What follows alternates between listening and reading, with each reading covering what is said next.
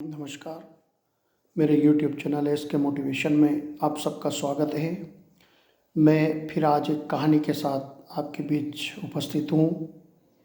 एक गांव में एक सेठ रहता था जो कभी मंदिर नहीं जाता था, कभी किसी भगवान को नहीं पूजता था। उसके जीवन में कोई नियम नहीं था।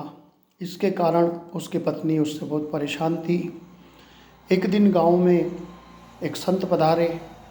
उसकी पत्नी को जब इस बात का पता चला कि संत हमारे गांव में पधारे हैं, तो वो अपने पति को लेकर के संत के पास गई और संत जी से निवेदन किया कि हे गुरुदेव, मेरे पति जीवन में कभी मंदिर नहीं गए हैं, मंदिर नहीं जाते हैं, न कोई किसी भगवान को पूजते हैं, न कोई जप तप करते हैं।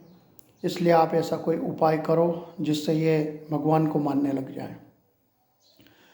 तो संत ने सेठ जी से पूछा कि आप जीवन में ऐसा कोई व्रत, उपवास या कोई ऐसा नियम ले लें जिससे आपके जीवन में बदलाव आए।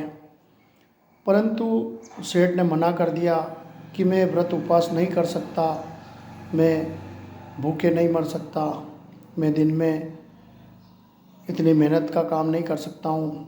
इसलिए उस सेठ ने संत को मना कर दिया। तो संत ने पूछा कि भाई तुम्हारे मकान के सामने किसका मकान है? उन्होंने कहा कि एक कुम्हार का मकान है। तो उन्होंने कहा कि एक ऐसा नियम ले लो कि सवेरे का भोजन तुम उस कुम्हार का मुंह देख कर लिया करो। सेठ ने सोचा कि ये तो आसान काम है, मैं इसको ज़रूर कर लूँगा। उसने संत से वादा कर लिया कि हाँ, मैं उस कुम्हार का मुख देखकर सवेरे का भोजन कर लिया करूँगा। अब वो प्रतिदिन दुकान से आता था और उस कुम्हार का मुंह देख करके भोजन करता था। एक दिन वह दुकान से आया, उसने देखा कि कुम्हार कहीं नज़र नहीं आ रहा है। वो बहुत देर तक इंतज़ार करता रहा, उसको भूख भी ज़ोरों से लग रही थी। तो उसने उस कुम्हार की लड़की से पूछा कि तुम्हारे पिताजी कहाँ हैं? लड़की ने कहा कि वो पास के तालाब में मिट्टी खोदने गए हैं। तो बेटा वो कब तक आएंगे? उस लड़की ने कहा कि ये क्या 2 घंटे भी उनको लग सकते हैं। इधर सेठ का भूख के कारण हाल बेहाल हो रहा था।